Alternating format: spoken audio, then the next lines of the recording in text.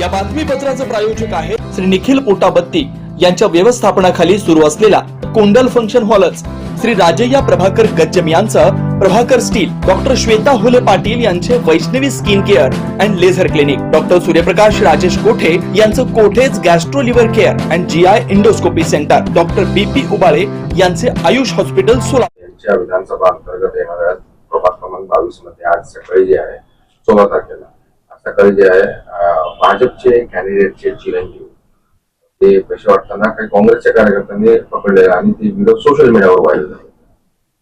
प्रभाग क्रमांक 22 इथे गुंडगिरीच्या माध्यमातून पैशाचा आमिष दाखवण्याचं काम त्या ठिकाणी भारतीय जनता पार्टीचे कार्यकर्ते हे करतायत आणि मी तुम्हाला या पुराव्यानिशी आजच्या या पत्रकार परिषदेमध्ये तुम्हाला दाखवू इच्छितो।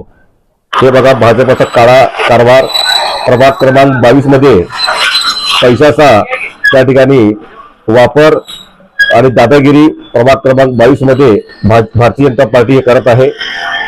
शहर मध्य विधानसभेचे आमदार देवेंद्र कोटे यांचा हे कारभार मी परत एकदा तुम्हाला दाखवू इच्छितो। या राज्याचे मुख्यमंत्री व गृहमंत्री यांना मी विनंती करतो, लोकशाही पद्धतीने निवडणुका पारदर्शकपणे त्या ठिकाणी झाले पाहिजे। देवेंद्र दादा कोटेला सुद्धा विनंती करतो की तुम्ही जनतेला असं पैशाचा आमिष व गुंडगिरी दादागिरी हे थांबवावी। जनतेने आता ठरवलेलं आहे की आता या ठिकाणी भारतीय जनता पक्षाला हद्दपार केल्याशिवाय जनता स्वस्थ बसणार नाहीये, कारण 57 ते 58 ठिकाणी भारतीय जनता पक्षाने आयात उमेदवारांना त्या ठिकाणी उमेदवारी दिलेली आहे।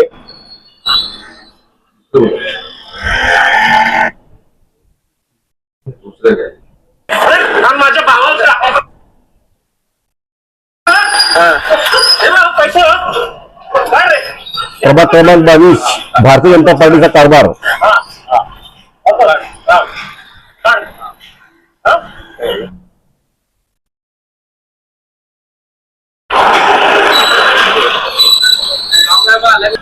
भारतीय जनता पक्षाच्या नेत्यांना मी सांगू इच्छितो, तुम्ही पैशाच्या बळावर जनतेला विकत घेऊ शकत नाही।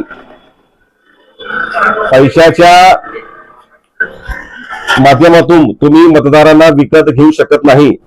तुमच्या पक्षामध्ये भारतीय जनता पक्षामध्ये 58 आयात उमेदवारांना उमेदवारी दिली गेलेली होती आहे।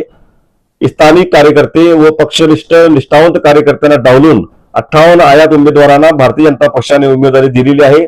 असा पैशाचा भडीमार त्या ठिकाणी भारतीय जनता पक्ष करत आहे। प्रभाग क्रमांक 22च्या माझ्या जनतेला मी या ठिकाणी आवाहन करतो, तुम्हाला हात जोडून विनंती करतो, पैशाला बळी पडू नका, या गुंडगिरीला बळी पडू नका।